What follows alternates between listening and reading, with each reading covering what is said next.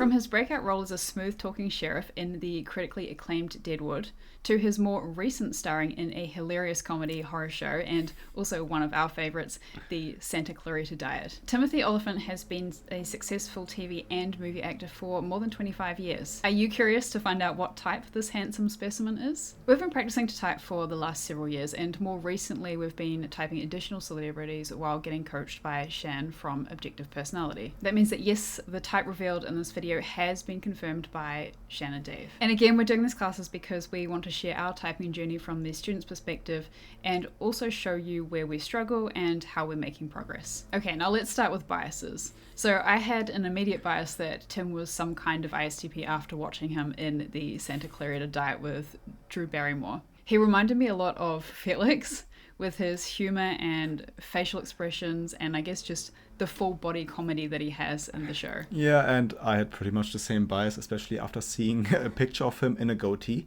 because he reminded me a lot of Josh Brolin in a goatee, just maybe a bit more feminine, and we know Josh Brolin is an audio ISTP, so yes, possibly a similar type to me, but maybe a tick more extroverted, as far as anecdotal biases go. This time we want to start with the sensory versus intuition coin, simply because that's the first coin that really jumped out at us. I want to talk all about Santa Clarita Diet, but I'm just going to get this out of the way right away. Yesterday, it was announced that Deadwood is shooting. The Deadwood movie is shooting. That's not what they announced yesterday, is Apparently, permits have gone through for it to be something that is shooting with the tax incentives have gone through for Deadwood to start shooting next year. That's what I read. Well, that's not the same thing. That's not, it could still fall apart? It's show business, man. Up until the first day, it could fall apart after shooting. In my experience, I have found the best way to approach things is it only is what it is. And as I understand it, yesterday they announced that Deadwood movie has been given a tax credit. That's all it is. It doesn't mean it's shooting. No, it only means that it got a tax credit. To possibly shoot. I think that's as I understand it, yes. Have you seen a script? I have read a script. You have read the script, right? Yeah. It's David Milch doing I imagine it's incredible. It is. Yes, it is. And I really do hope it happens. We know that the interviewer is a sleep-last ENTP, and Tim catches him immediately on overextending a guess. So the interviewer is saying that the Deadwood movie, was allowed to shoot, while Tim is politely disagreeing, saying, no, that's actually not what was announced. It was announced that the movie's got a tax credit, and these things are not the same. Yes, the tax credit leads, or hopefully eventually leads, to the movie being shot, but it doesn't mean it's going to get through, because it's still a couple of months until shooting starts. And Tim knows that anything can go wrong, and he's also emotionally attached to this project. He wants it to go through, so he's like very careful and completely textbook spells out the sensory. Just take the things as they are and don't overextend. So Tim, possibly arguing for the sensory, is responsible for the sensory here. I think it's like it's a similar thing, and I find it very much. It's all gameplay. It's like it reminds me. It feels like sport. It feels like basketball or any. You ever take like tennis lessons? Long time ago. Really? So here's the thing, like on a tennis lesson, is you're going to sit there and whatever you're doing, whatever the drill is, and in between the drill, the coach is going to give you essentially notes, things you need to think about, things you want to try to accomplish. And next time we're going to go back, we're going to do that drill again, only this time you're going to blah, blah, blah, blah, right? But if you then go do that drill just thinking about that note, the other things are going to start to fall apart. Right. You kind of have to hear the note and then let it go and just go back. And there's this thing about athletics, as I understand it, which part of the beauty of it is not thinking. So you kind of have to hear the idea, hear the note, or hear the thing you want to try to do, and then it's the art of letting go of that, of thinking about that. Isn't that the same thing with research for an actor? I mean, most actors say that when they research a part and they put all of their notes down on their script, by the time they get to set, it's the hope that they have in some way retained that in a way that they can let it all go and it'll come out naturally. So what I've done, which I think is brilliant, stay with me here, is I've just not done the research. so it doesn't get in my way. It's really amazing. There's no notes on the script. Cut. Tim, have you read the script? There's a script? I haven't marked a script with a note in years. Really? No, never. Not once. If you saw my scripts, the only thing you'll see are hash marks because every time Doodles? well, you'll see doodles. That's true. There are two things you'll see. You'll see doodles, and I'm very fond of running lines. I love running lines. So I'll run lines endlessly. And I will, I've been in the practice of I will make a hash mark every time I run the scene. And then every time I just keep making hash marks. So it looks like a prison cell. It's just hash marks on a wall. But if I get up to about 100, then I know I've got it. In this clip, really a lot is happening. So first of all, Tim talks about an analogy. Tennis is like acting. But how does he talk about this analogy? So he is kind of proud of himself to present this really elegant analogy. He is slowing down relative to the baseline that we saw earlier when he explains the analogy. And he really over-explains the analogy. So he feels responsible for making sure that everyone gets the analogy, that everyone understands what he's talking about and really how tennis is like acting. Because in tennis you get notes, but then you get these notes and you're like, while you're playing, you overthink these notes. And these notes are important, but you don't want to have them as thoughts in your head while you're playing tennis. And it's the same with acting. And he explains all that in detail like I just did. So he uses intuition. He has, of course, intuition, but he doesn't allow the intuition to stand on its own, and he explains it in a demon state. And there's then something else going on. He wrestles with the idea of overthinking. This is something that comes up again and again, that he struggles with that. Like, what can he do about overthinking as an actor? Like, this is kind of like one of his big problems. And then another thing happens. The interviewer asks him about like how he researches, and he's like, I actually don't prepare that way. So he does prepare, like he runs his lines, but he doesn't do research, he doesn't take notes, so he doesn't prepare in like these specific ways, in the ways like actors mostly do apparently, and he gets embarrassed about that too. He feels caught out. So maybe possibly demon intuition and maybe also demon OI, possibly demon sleep.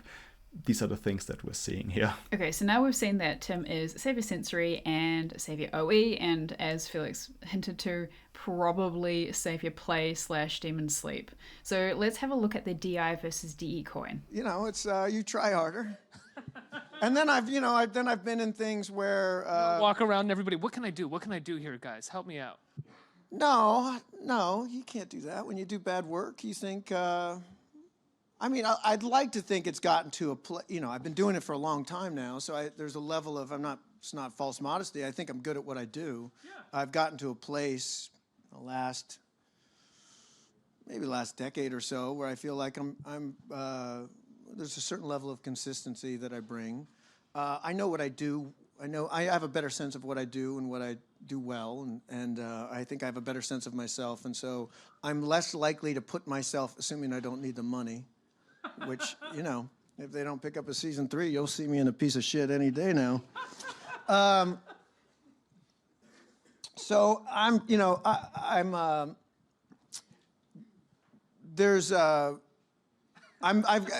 it's true, You're part of the job is, you have to be good at, casting yourself. Mm-hmm. You have to know, the sports analogy is the easiest one for me to think of. It's like playing ball. You know what your game is. You know what you're capable of doing and not capable of what you're not capable of doing. You want to try to find a ball club where you can play your game. And the worst thing is to be on a ball club where your game just doesn't fit. It's not really what they need. Or the other bad scenario is you're trying to be something you're not. And both of them are disaster, So, and I've certainly done jobs that I shouldn't have done, and there's just no way you're just in the wrong role. Okay, here Tim is talking about being aware of himself and what he is good at, what he likes to do when it comes to work. So he's already, I guess, looking at himself on some kind of spectrum and being aware of where his skills are when it comes to work. And what's important to him is not trying to force himself to fit in for the sake of other people. So he is very sort of DI clear on who he is and what he is good at, and then just trying to find where he fits in is something that he has been working on for the last 10 or so years and throughout his career.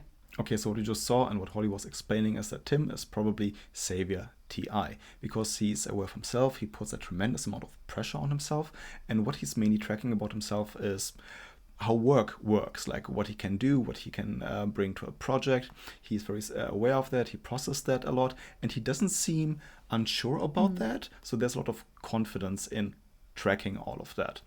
The flip side of that would be Demon FE. So he would struggle with emotions. He would also struggle with seeing other people's perspective. He would only be able to do that in a demon state. So that's what we're looking at in the next clip. Here he talks about getting caught, literally caught in a shootout between rivaling gangs in Chicago. So they were shooting one of his TV shows in the middle of the night, and gangsters came around shooting at each other, and also bullets were flying literally above the heads of the whole crew, and they had to duck and hide themselves. They were really in danger, so the whole crew was traumatized.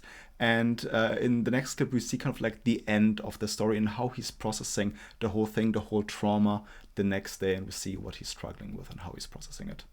People will say, "Oh, you seemed real chill. You seemed really cool. You kept it all together." And I was like, "That's funny because that's not the way I remembered it." You know? Yeah. Yeah. The next day was more emotional. It was like 24 hours later when we were like saying, "Okay, we're not gonna." I was supposed to shoot the next night, and again in another bad part of town, and I remember thinking, I don't want to go to work. I was like, I'm not sure I want to drive down to the 90s and shoot again. And I called the producers and I said, I feel like I should speak up, because I don't want to shoot. And I'm assuming the crew doesn't want to shoot. Should we be everybody taking a beat? And that was the more emotional day when you realized, when they came back and said, yeah, I think you're right. I think we need to shut down. That's when all of a sudden you're like, okay, now there's like tears coming down my face because you realize, oh no, so it really was fucked up. Yeah. That, you know what I mean? Like if we all went back to work, maybe we could have, in a very unhealthy way, suppressed how crazy that evening was. Yeah, you all had PTSD. You needed to Oh my God. And then every time you'd hear, I really don't like those cars. But boy, they just really ruined it for me. You don't like the Dodge Charger? That's a fantastic car. So Felix has just set the context with all the sensory because I knew that I'd mess that part up and you wouldn't have any idea what we're talking about. So when he's talking about this, he is giving a lot of sensory, but he's providing it in a bit more of a disjointed way. So it's just lots of sort of random sensory thrown in there. And notice his state. He does get very serious when he's talking about this because it is a big deal. I mean, he was involved in a shootout, but he doesn't realize how it affected him until afterwards. So the emotional response is delayed, and it's not until he's actually checked in with other people on set and they confirm that, yeah, it was a shootout and yeah, it is a serious thing. It's only then does he actually have the permission to feel, I guess, impacted by the event and actually kind of feel the emotions and then process it. Yeah, he even says, oh, we might have been able to suppress the emotions and done our work in a very unhealthy way, but probably to go with the emotions, with the pain and letting ourselves heal was the right thing to do. Yeah. With most of the coins that we discussed so far, especially Savior SE, Consume, Play, also Savior DI, Savior TI, not so much, but with most of these coins we had a pretty easy time right from the start. Yeah. Like that's what we saw, we couldn't unsee it, we saw the cross checks, but we had a really, really tough time for reasons that we'll get into in a moment with seeing the side observer correctly. Yeah. So we were struggling with that all until the end. That's why we want to discuss it only now in the video. But please take a look and see what you see. And things get pretty complicated with you and Boyd, too, because there's a lot of confusion about whether or not he's really a good character or a bad character. Recently, by the way, Walton Goggins took you on and disagreed with you with your description of the relationship between the two characters, if you saw this. He said recently that you've defined that you believe that the two characters are not friends. Right. I mean, of course, they were way back, but that they're not friends now. But he disagreed with you in this one interview I just read and said, Boyd believes that you guys are friends. Right, and that's why Walt's not coming back next year. You know, it goes to this complexity. All I know is, you know, sometimes it's the term. It's you know, first of all, as far as whatever floats his boat. I mean, in terms of that guy's phenomenal. I love working with him. Whatever's going on in his head, I like it. You know, it's the scenes and the work that he and I get to do. It just never stops becoming so terrifically entertaining. He's just a terrific actor. As far as whether those two guys are friends or not, you know, what I have is our story. You know, I watched last season. I was there for most of it, and this season, and I don't see them doing things that I think. You know, they don't like say, "Hey, let's have lunch. Yeah, we should grab a beer. What are you doing this weekend?" No, that's not their relationship. So I personally just don't think of that as a friendship. But that's not to say that I don't see that there's a very complicated relationship. There's a history. There's a respect for one another.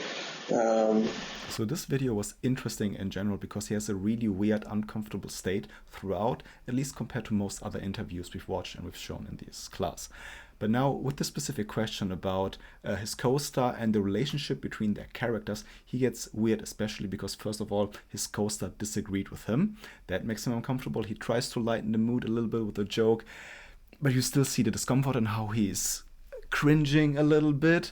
Yeah. And then he goes on to disagree, and we get a glimpse of like what friendship actually means to him. That yes, they have a complicated and interesting relationship, the characters, but they're not friends in the way he would define friends. They don't spend time on the weekend, they don't have a beer for lunch. It's just a professional relationship, and for Tim, friendship means something else or something more. But the important thing here is he gets so uncomfortable. People, relationships, disagreeing with his co-star that he respects very much is difficult and very uncomfortable for Tim. So he is in a demon state when it comes to people and relationships. But I vaguely remember a piece about the cancellation of Deadwood where you were on the phone getting informed that it was canceled and you were telling David Milch on that phone call, I just bought a house, dude. Yeah, you should come check it out before I sell it because it just got it and it was lovely while it lasted. Yeah, no, it was very unexpected. McShane and I had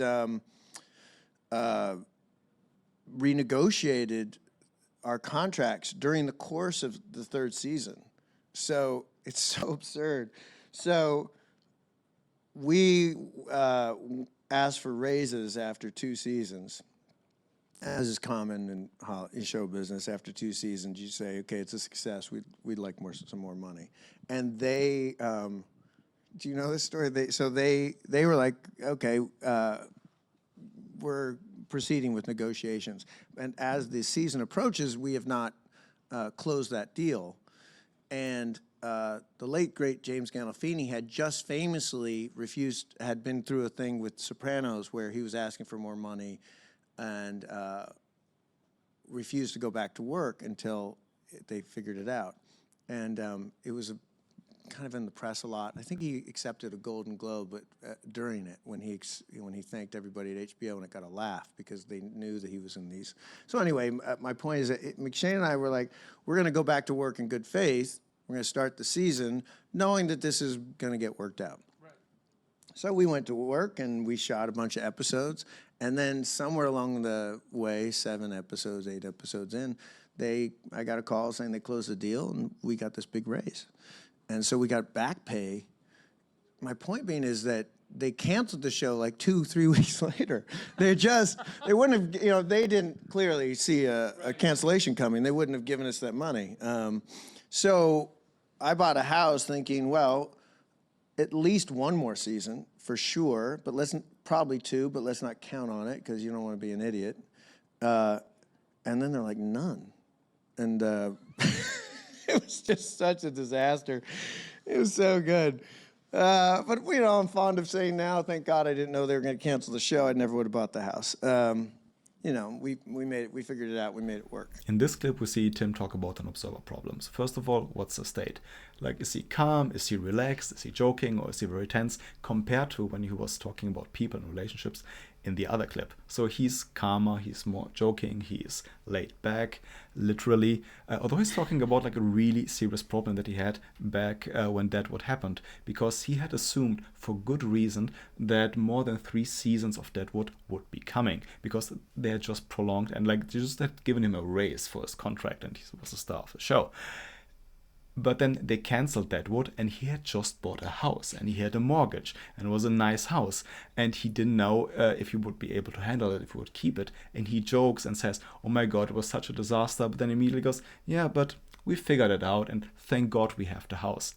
And then the interviewer asked about him, was it really that bad? And Tim was like, no, not really. And he immediately sees the good and bad in the situation. Yes, he loved doing Deadwood and it was a great show and he would have wanted to do it for longer also for monetary reasons.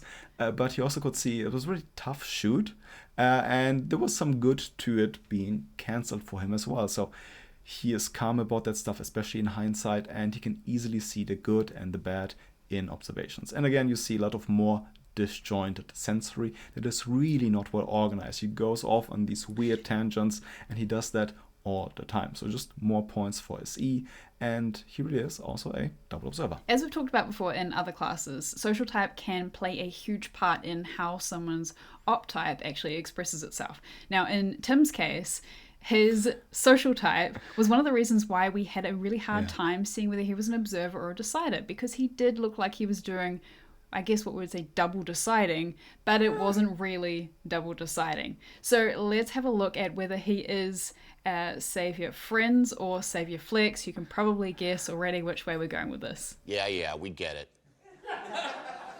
Look, the point is, you have brought a lot of energy. Oh, sorry. May I? Yeah. May I? Go ahead. Because I forgot I shouldn't do a lot of talking here on Conan. Go ahead. Conan. What is your last name? It's O'Brien. O'Brien. My brother called today, by the way. I told him I was coming to see you. He said, tell him he's still my favorite O'Brien. That's a lousy... Anyway, no, hold a second. Because a lot of times, and you were alluding to this, I'll come on your show, if we can still call it that. What the hell's going on? This is... Just, hey, take it easy. And, we do bits. Yes. And I run around, and we talk. I have a lot of pre-planned anecdotes, and yes. One might argue that I interrupt you a lot, but I want you to know today, I'm just here to listen. That's really great, because you don't do a lot of... Can I ask you a quick question first, Yes.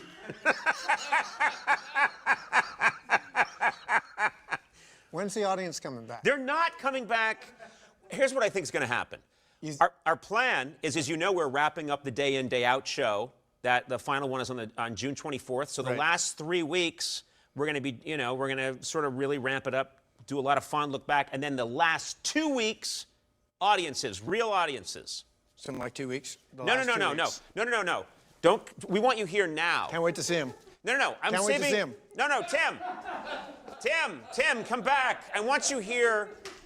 We've tested you. Why do I have to be here now? Because we've tested you. You do very well with cardboard. You're an electrifying presence. You don't need an audience. You and I have a thing. People talk about it. It's a thing we have. Is that? And we're okay with that? Yes. Okay. Yes. Sort of what's the word? Antipathy. Is that it? Yes. Sort of, we bump up against each other. There's a anger and a jealousy, but there's also a love and affection. It's been too long, though. I haven't seen you in... it's been a while. Yeah. I mean, we saw each other once, like early in this whole... pandemic. Yeah. I came to your house. Do you remember this? I came to your house and sat in your front yard. Oh, that's right. With your wife and kids, and we all sat around wearing masks, and I chatted you guys up, and then your kids gave you like a signal, which clearly meant he's got to go. I saw them do that. They're very cool, beautiful kids. But they made it clear that I should move along, and it was sad. And then I just walked away from your house like a sad hobo. I miss seeing you. I miss hanging out with you. Well, going to dinner. It's opening up now. We get the Ys. We could go out to dinner. Let's not rush it. Enjoy hanging out with you. Let's not rush it. Let's wait another year. In person, you're very interesting. You know what I mean? I feel like the audience doesn't. The audience doesn't see that side of you. You're very fascinating when we get together in real life. He basically just said you've been boring for 30 years. So you're saying, you know me personally, and you think in person. In person. But on TV, what happens? Well, that's the question, isn't it? Right? In this clip, we clearly see that Tim is trolling Conan on purpose by constantly interrupting him, and we see him trying to get a rise out of Conan. He's looking for an emotional reaction, which is the FE. Now, Conan and Tim are friends, so I think they're friends like outside of interviews. They go to dinner together, and Conan also mentions that he went to Tim's house, but Conan takes himself a lot more seriously than Tim does. And you see he tells a story about going to Conan's house and then his kids giving him the look that they want him to leave, and he seems a bit offended by it, whereas Tim doesn't take himself as seriously. He just kind of rolls on through that and just continues to make jokes. So this is what we see with the Save Your Friends coin. They are kind of wanting to troll and make fun of their friends, and especially if you have the FE coin, you're looking for that kind of emotional reaction, and that's just how you make a connection with someone. Makes sense to me. Tim, first of all, congratulations on your big win for Justified with the Peabody Awards. Last year, you guys were nominated for Best New Program by the TV Critics Association. You lost to Glee. This is a show we thought was going to pop up in the Emmys last year. It's back in the race now. What I like about the Peabody Award description is that it defines your show as a part morality play, part character study, and doesn't define it as a police detective procedural show. In other words, they recognize that it rises above that genre. And, well, that's quite a compliment. It's nice.